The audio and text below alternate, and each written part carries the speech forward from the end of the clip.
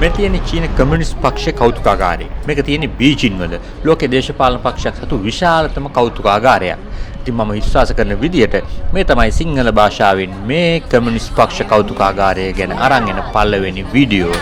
ඉතින් මේක බොහොම ආරක්ෂිත වටපිටාවක තියෙන. ඉතින් අපි පරීක්ෂා කිරීම ගණනාවකට ලක් කරලා තමයි මේ කෞතුකාගාර පරිශ්‍රයට ඇතුල් වෙන්න අවසර හම්බ වෙන්නේ. ඉතින් ඔබට පේනවා ඇති මේක කොතරම් විශාල ප්‍රමාණයේ කෞතුකාගාරයක්ද කියලා. මහල් ගණනාවකින් යුතු වෙනවා. අපේ ශරීර ප්‍රමාණයත් එක්ක ගොඩනැගිල්ල සංසන්දනය කරනකොට කොතරම් විශාලද කියලා ඔබට අවබෝධ වෙනවා ඇති. ඉතින් මේක ඇතුලේ තියෙනවා කමියුනිස්ට් පක්ෂ ඉතිහාසයේ වගේම විප්ලවයට සම්බන්ධ නායකයෝ මේ හැම කෙනෙක් ගැනම විස්තර ඒ වගේම ඔවුන්ගේ ජීවිතත් එක්ක සම්බන්ධ වෙච්ච සුවිශේෂී දේවල් ගණනාවක් මේ කෞතුකාගාරය ඇතුලේ තියෙනවා කියලා තමයි අපිට වාර්තා වුණේ. ඉතින් කෞතුකාගාරයේ දේවල් අහන්න බලන්න අපිට භාෂා පරිවර්තන උපකරණ හම්බ වෙනවා. ඒ වගේම මේ ඉන්නේ මිස්ටර් ක්ලිෆ්. එයා තමයි අපේ මඟ පෙන්වන්න විදියට මේ කෞතුකාගාර ගමනේදී අපිත් එක්ක එකතු වුණේ. ඉතින් මේ කෞතුකාගාරය ආරම්භ කරලා තියෙන්නේ මීට අවුරුදු 4කට කලින්. ඒ කියන්නේ ඊටාම මෑතකදී ගොඩනගපු කෞතුකාගාරයක් තමයි මේ ශ්‍රීන කමියුනිස්ට් පක්ෂයේ කෞතුකාගාරය. මේක විවෘත කරලා තියෙන්නේ 2021 ජූනි මාසයේ 18 වෙනිදා චීන ජනාධිපති ෂී ජින්පින් සහ කමියුනිස්ට් පක්ෂයේ සියලුම නායකයෝ සහභාගී වෙලා තමයි මේ විවෘත කිරීම සිද්ධ කරලා තියෙන්නේ. 2018 සැප්තැම්බර් මාසේ තමයි මේ ඉදිකිරීම ආරම්භ කරලා තියෙන්නේ. මේ ගොඩනැගිල්ල ඩිසයින් කරලා තියෙන්නේ Beijing institute of architecture design company කියන සමාගම තමයි මෙහි නිර්මාණ කටයුතු කරලා තියෙන්නේ. කෞතුකාගාරයට ඇතුල් වුණ ගමන් අපිට නරඹන්න හම්බෙන්නේ චීන කමියුනිස්ට් පක්ෂයේ ඉතිහාසය ගැන තියෙන වීඩියෝ එකක්.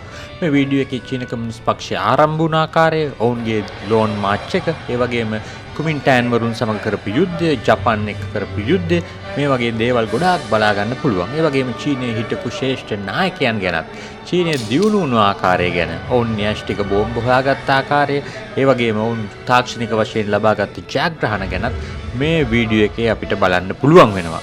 ඉතින් මේ වීඩියෝ හරහා ඔවුන් අපිට පෙන්වන්න උත්සාහ කරන්නේ ඔවුන්ගේ රට දියුණු වුණු ආකාරය සහ කමියුනිස්ට් පක්ෂයේ බලපෑම.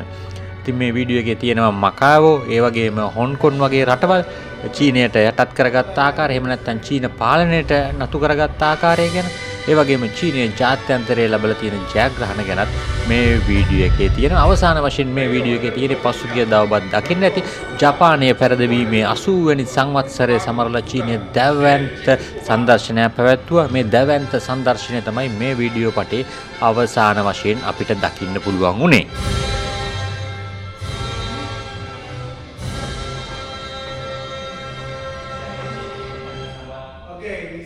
එතනින් පස්සේ අපිට දකින්න පුළුවන් වෙන්නේ චීන කමියුනිස්ට් පක්ෂයේ ආරම්භක යුගයට අදාළ ලිපි ලේඛන සහ ඡායාරූප.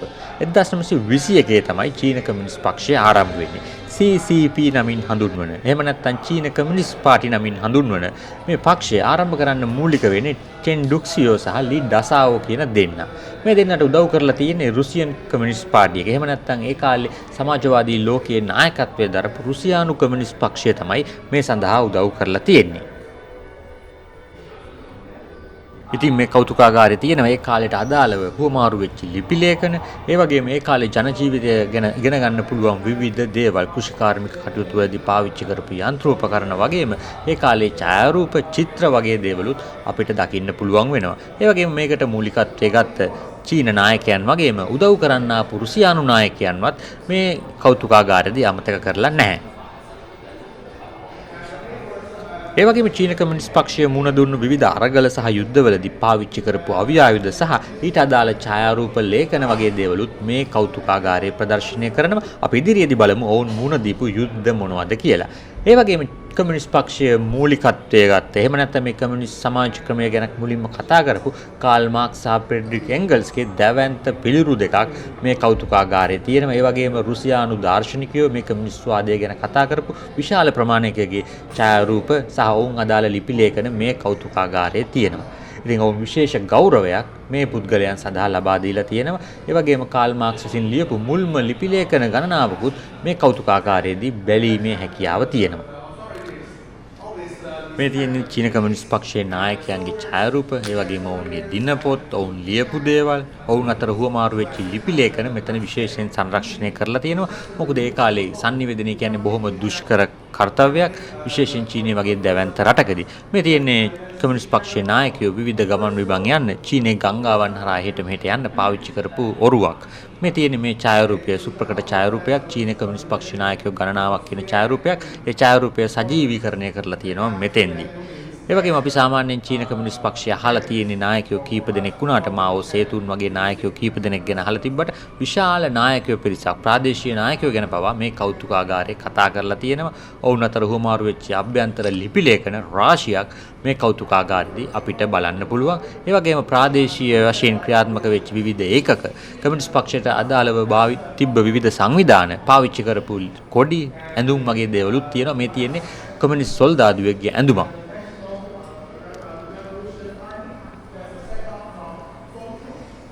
ඒ වගේම ඔවුන් පාවිච්චි කරපු විවිධ උපකරණ sannivedanayට ඒ වගේම කෘෂිකාර්මික කටයුතු වලට වතුර එහෙමේ අරන් යන්න පාවිච්චි කරපු දේවලුත් මෙතන තියෙනවා. ඒ වගේම ඡායාරූප අති විශාල ප්‍රමාණයක් තියෙනවා. ගොඩක් දේවල් කළු සුදු ඡායාරූප. ඒ වගේම ජනප්‍රිය සිත්තරුන් ඇඳපු කමියුනිස්ට් පක්ෂයේ සිදුවීම් වලට අදාළ චිත්‍ර ගණනාවකුත් තියෙනවා. ඒ වගේම සිතියම් වගේ දේවල්, කොඩි වගේ දේවල් මෙතෙන්දී අපිට බලන්න පුළුවන්. මේ තියෙන්නේ ඒ වගේ කොඩියක් මේ චීනයේ පාවිච්චි වෙච්චි මේ තියෙන ඓතිහාසික ඡායාරූපයක් චිත්‍රයට නගලා තියෙන එකක්. මේ තියෙන්නේ උන් පාවිච්චි කරපු කමියුනිස්ට් නායකයෝ පාවිච්චි කරපු පෙට්ටගන්, ට්‍රංක පෙට්ටි, වතුර බෝතල් මේ වගේ සංරක්ෂණය කරලා තියෙනවා. මෙතන සංරක්ෂණය කරලා නැති දෙයක් නැති තරම්. මේ තියෙන්නේ ඒ වගේ කමියුනිස්ට් පක්ෂයේ සමාජිකයෙක්ගේ නිල ඇඳුමක්. මේ තියෙන්නේ උන් පාවිච්චි කරපු යුද්ධ උපකරණ, ආයුධ, පිස්තෝල, රයිෆල් වගේ දේවල්. මේ තියෙන චීන කමියුනිස්ට් පක්ෂයේ ප්‍රධානතම නායකයන්ගේ ස්මාරකයක්. එහෙම නැත්නම් ඔවුන්ව සඳහන් කරලා තියෙන ස්මාරකයක්. මේ හැඩේ ස්මාරක නම් අපිට චීනයේදී විවිධ තැන්වලදී දකින්න පුළුවන්කම තියෙනවා. Flag is the first army of CPC. මේ තියෙන චීන කමියුනිස්ට් පක්ෂයේ චීන රතු හමුදාව පාවිච්චි කරපු පළවෙනි ධජය. සමහර වෙලාවට ඔබ විශ්වාස කරන්නකුත් නෑ මේ කතාව. චීනයේ හමුදාව අයිති වෙන්නේ චීන රජයට නෙමෙයි චීන කමියුනිස්ට් පක්ෂයට. ඒකින්ද තමයි මේ හමුදාව රතු හමුදාව කියලා හඳුන්වන්නේ. දැන් ලංකාවේ හමුදාව අයිති වෙන්නේ ලංකාවේ රජයට මිසක් ලංකාවේ දේශපාලන පක්ෂයකට නෙමෙයි. හැබැයි චීනේදී ඒ කතාව ඊට වඩා වෙනස්.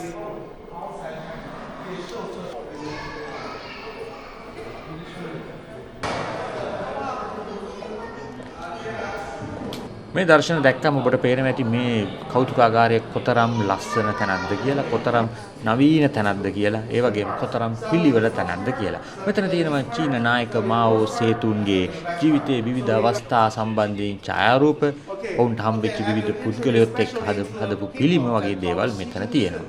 මේ ඡායාරූප ටික ඉතාම සුවිශේෂී ඡායාරූප ටිකක්. මෙතන ඉන්නවා වර්තමාන චීන ජනාධිපති ෂී ජින්පින්ගේ තාත්තා. ඔහු මාओ සේතුන් එක්ක හිටපු ප්‍රාදේශීය නායකයෙක්. ඒ ප්‍රාදේශීය නායකයාගේ පුතා තමයි අද චීනයේ නායකයා වෙලා ලෝකේ බලවත්ම පුද්ගලයෙක් විදියට ඉන්නේ. We will go to Shanxi so you can see the base. This is the founder, Mr. Xi Zhongxun. So we think that okay, Chairman Xi Jinping is a great leader of our China. චීනය කියන්නේ විවිධ දේශගුණයන් තියෙන විවිධ භූගෝලීය විෂමතාවයන් තියෙන රටක්. ඉතින් මේ වගේ දැවැන්ත රටක විප්ලවය සිද්ධ වුණු ආකාරය මේ කෞතුකාගාරය තුළ නිරූපණය වෙනවා. ඒ වගේම ජන ජීවිතයත් එක්ක මිනිසුන්ගේ සාමාන්‍ය පවුල් ගම් එක්ක කොහොමද කමියුනිස්ට් පක්ෂය බැඳිලා හිටියේ කියලා මේ කෞතුකාගාරයේ නිරූපණය වෙනවා. ඒ වගේම අපි කලින් කිව්වා වගේම මාओ සේතුන් ඔවුන්ගේ ශ්‍රේෂ්ඨ නායකයාගේ ජීවිතයට බැඳුණු සිදුවීම්, ඔවුන්ගේ ජීවිතයට බැඳිච්ච පුද්ගලයෝ සම්බන්ධයෙන් විවිධ මූර්තීන්, චිත්‍ර, නිර්මාණ වගේ දේවල් මෙතන දකින්න පුළුවන්. ඒ වගේම මේ කමියුනිස්ට් පක්ෂයේ කෞතුකාගාරය චීන තරුණයන් අතර බොහොම ජනප්‍රියයි. විශාල පිරිසක් මේ ස්ථානයේ බලන්න දිනපතා එනවා, පවුල් විදියට, කණ්ඩායම් විදියට මෙතෙන්ට එනවා. මේ තියෙන්නේ චීනයේ හිම වැටෙන සීත කලාපවල ජනතාව කොහොමද අරගලවලට, යුද්ධවලට දායක වුණේ? විශේෂයෙන්ම කුමින්ටෑන් වරුන් සමග කරපු යුද්ධේ, එතනින් පස්සේ ජපානුන් එක්ක කරපු යුද්ධේ, මේ හැම දෙයක්ම සීත කලාපයේදී බොහොම දුෂ්කරයි. චීන විප්ලවයේ තවත් විශේෂත්වයක් තමයි ඔවුන්ගේ විප්ලවය සංස්කෘතියත් එක්ක බොහොම බද්ධ වෙලා තිබ්බා. විශේෂයෙන්ම කලාව, ලේඛන, නාට්‍ය වගේ දේවල් ඔවුන්ගේ විප්ලවයේ කොටස් වුණා. මේ තියෙන්නේ මාවෝ සේතුන් පාවිච්චි කරපු හිස් පැස්මක් සහ ඔහු පාවිච්චි කරපු විවිධ ලේඛන වගේ දේවල්. ඒ වගේම ඔහු පාවිච්චි කරපු තවත් උපකරණ විශාල ප්‍රමාණයක් මෙතන තියෙනවා. ඔවුන්ගේ දේශපාලන මණ්ඩලය රැස් වෙච්ච ස්ථානවල ආකෘති මේ කෞතුකාගාරය තුල ගොඩනගලා තියෙනවා. Revolutionary Army. So we think that's what we said, that the CPC is the pillar for anti-Japanese invaders. A video taken by the Soviet Union journalist that shows at that time Chairman Mao Zedong working and writing the articles in Yan'an City. This is the uniform of the army. This is the uniform of the army. Okay, of the CPC army. මේ කෞතුකාගාරය නරඹනකොට මේ කෞතුකාගාරයේ නිර්මාණශීලීත්වය වගේම මෙහි ගෘහ නිර්මාණ ශිල්පය ගැනත් කතා නොකරම බෑ. මේක කෞතුකාගාරයක් කිව්වට කිසිම කෞතුක බවක් නම් දකින්න නැහැ. අති නවීන තාක්ෂණීය ඩිජිටල් ස්ක්‍රීන් මේ වගේ දේවල් පාවිච්චි කරලා තියෙනවා. මේ තියෙන්නේ කෞතුකාගාරය ඇතුලේ ගොඩනගලා තියෙන සිනමා ශාලාවක්. මේ සිනමා ශාලාවේ පෙන්වන්නේත් ඓතිහාසික විප්ලවයට සම්බන්ධ චිත්‍රපටි.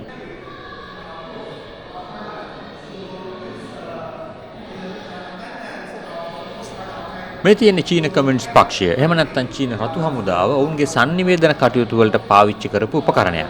චීනය වගේ විශාල රටක ප්‍රධානම වියෝගයක් තමයි ඒ කාලේ sannivedana නිසි ආකාරයෙන් පවත්වා ගන්න එක. ඉතින් ඔවුන්ට ඒ සඳහා සෝවියට් සමූහාණ්ඩුවේ විවිධ සහයෝගයන් ලැබිලා තියෙනවා. ඒ සහයෝගයනුත් එක්ක ඔවුන් මේ sannivedana අභියෝගය ජය අරගෙන තියෙනවා. මේ තියෙන්නේ චීන කමියුනිස්ට් පක්ෂය පාවිච්චි කරපු මුද්‍රණ යන්ත්‍ර. මුද්‍රණය කියන්නේ චීනයත් එක්ක බැඳිච්ච දෙයක්. මුද්‍රණය ලෝකෙට දායාද කරන්නේ චීනය. ඉතින් චීනට පුළුවන් වෙලා තියෙනවා මේ මුද්‍රණ යන්ත්‍ර හරහා චීන කමියුනිස්ට් පක්ෂයට අදාළ ලිපි ලේඛන විශාල වශයෙන් රට පුරා මුද්‍රණය කරලා බෙදා හැරලා ඔවුන්ගේ මතවාදය රට පුරා පතුරවන්න. මේ තියෙන විවිධ ආකෘතීන් හදලා තියෙනවා චීනයේ යුද්ධ සම්බන්ධ විවිධ සිදුවීම් සම්බන්ධයෙන් ඔවුන්ගේ ඓතිහාසික ලේඛනවල දක්වන සිද්ධීන් ඔවුන් ඇත්ත බවට පත් කරලා එහෙම නැත්නම් නිර්මාණ බවට පත් කරලා මේ කෞතුකාගාරය තුල අපිට දකින්න පුළුවන්. විශේෂයෙන්ම චීන විප්ලවයේදී ඒ වගේම ජපනුන් සමග සිද්ධ වෙච්ච යුද්ධය මේ සිදුවීම් සම්බන්ධයෙන් වැදගත් ඓතිහාසික සිද්ධීන් ඔවුන් මෙතන ප්‍රතිනිර්මාණය කරලා තියෙනවා. ඓතිහාසික චරිත මෙතන සජීවීකරණය කරලා තියෙනවා. මේ තියෙන්නේ ඔවුන් පාවිච්චි කරපු විවිධ ඇඳුම් ආයිත්තම් ඒ වගේම විවිධ ලේඛන සුබපැතුම්පත් අභ්‍යන්තර ලේඛන මේ ගොඩක් දේවල් මෙතන තියෙනවා. ඒ වගේම යුද්ධ දර්ශන මෙතන සජීවීව අපිට නිර්මාණය කරලා බලන්න හැකියාව ලබා දීලා තියෙනවා. මේ තියෙන්නේ මාවෝ සේතුන් පාවිච්චි කරපු ජීප් රථයක්. චීන විප්ලවයේ ජයග්‍රහණයෙන් පස්සේ බීජිං නුවර පවත්වපු ඒ ජයග්‍රහණය සැමරුමේදී චීන ජනාධිපතිවරයා විදියට චීනයේ නායකයා විදියට මාවෝ සේතුන් පාවිච්චි කරලා තියෙන්නේ මේ ජීප් රථය. ඒ වගේම මේ ජයග්‍රහණයේ සැමරුමට අදාළ විවිධ සිතුවම්, විවිධ ඡායාරූප, විවිධ ප්‍රකාශන මේ ස්ථානයේ ප්‍රදර්ශනය කරලා තියෙනවා විවිධ චීන නායකයන්ගේ ඡායාරූපත් එක්ක. මේ තියෙන්නේ චීනයට කොඩියක් නිර්මාණය කිරීමේ යෝජනාවන්. ඒ කියන්නේ චීනයේ දැන් තියෙන කොඩිය නිර්මාණය කරනකොට විවිධ යෝජනාවන් ඇවිල්ලා තියෙනවා. මේ තියෙන මේ විදිහට යෝජනා වෙච්චි විවිධ කොඩිවල ආකෘති මේ මුල් කෘතිය තමයි මෙතන තියෙන්නේ. ඉතින් විවිධ නිර්මාණ ගණනාවකින් පස්සේ තමයි අද දකින්න චීන කොඩිය නිර්මාණය වෙලා තියෙන්නේ. ඔබට දකින්න පුළුවන් මේ දර්ශනය මොන වගේද කියලා. මේ කෞතුකාගාරයක දර්ශනයක් අති නවීන කෞතුකාගාරයක් කියලා මම ඔබට පුනා කිව්වා. ඉතින් ඔබට විශ්වාස කරන්නත් අපහසු ආකාරයේ නවීනත්වයක් මේ කෞතුකාගාර භූමිය තුල මේ චීන කමියුනිස්ට් පක්ෂයේ කෞතුකාගාරය තුල තියෙනවා.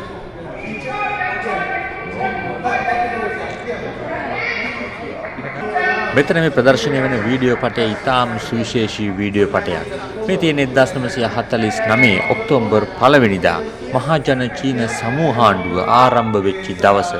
මේ මාවෝ සේතුන් ජාතිය අමතලා කරන කතාව, ඒ වගේම චීන විප්ලවයට සම්බන්ධ වෙච්ච චීන කමියුනිස්ට් පක්ෂයේ සියලුම නායකයන් මේ ස්ථානයේ ඉන්නවා. ඒ වගේම චීන විප්ලවයට සම්බන්ධ වෙච්ච රතු හමුදා සමාජිකයන් අති විශාල ප්‍රමාණයක් මේ ස්ථානයේ ඉන්නවා. ඉතින් මේ දර්ශනය වුන් බොහොම ගරු ගාම්භීර විදියට මේ කෞතුකාගාරය තුල ප්‍රදර්ශනය කරනවා අනාගත පරපුරට දැක බලා ගැනීම සඳහා. මේ තියෙන මාවෝ සේතුන් 1949 දී චීන ජනතාවගේ ආචාර්ය ලබා ගනිමින් ඔවුන්ට ආචාර්ය පුද කරමින් ගමන් කරපු ආකාරය මේ ඉන්න හැම සෙබලෙක්ම විප්ලවය වෙනුවෙන් දායකත්වය ලබා දීපු පිරිස්.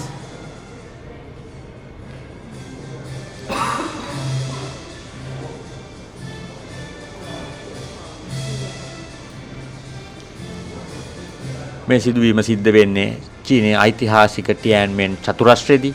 මේ චතුරස්‍රය තවමත් චීන ජනතාව අතිශය ගරු කරන ස්ථානයක්.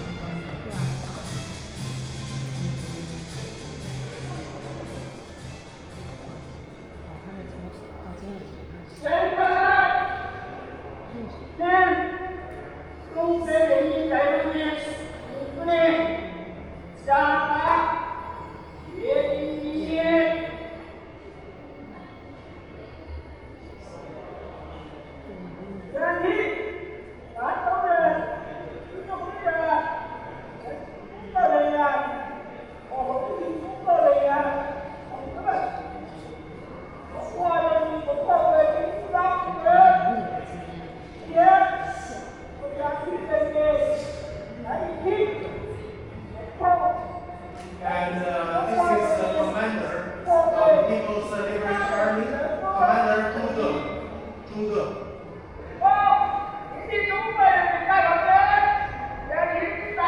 So they ordered every PMI soldier to readily carry out all orders of the General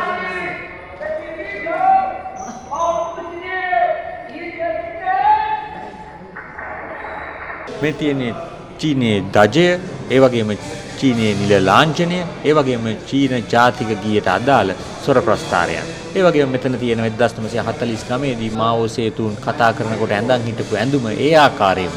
ඒ වගේම ඔහු කතා කරපු මයික්‍රොෆෝනයක් මෙතන තියෙනවා. ඒ වගේම ඔහු ජාතිය අමතල කරපු කතාවේ පළමු පිටපත මෙතෙන්දී අපිට බලන්න පුළුවන්. පළවෙනි ෆ්ලෑග් ගහයි ගමනේ ඡායාරූප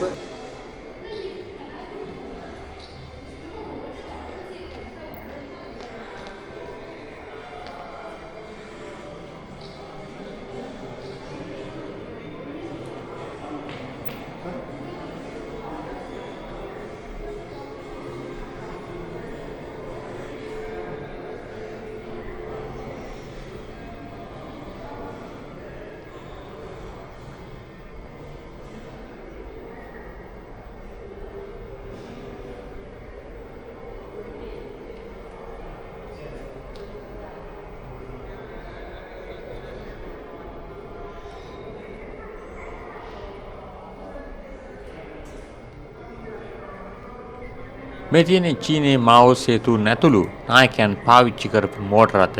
විශේෂයෙන්ම උන් ජයග්‍රාහී ගමන එහෙම නැත්නම් බීජින් වල පවත්වපු ඒ චීන සමූහාණ්ඩුව ප්‍රකාශ කරපු දවසේ මාවෝ සේතුන් ගමන් කරපු මෝටර රථය. ඒ වගේම ඔහු රාජකාරී කටයුතු වලට පාවිච්චි කරපු මෝටර රථ මෙතන ඒ ආකාරයෙන්ම ප්‍රදර්ශනය කරලා තියෙනවා.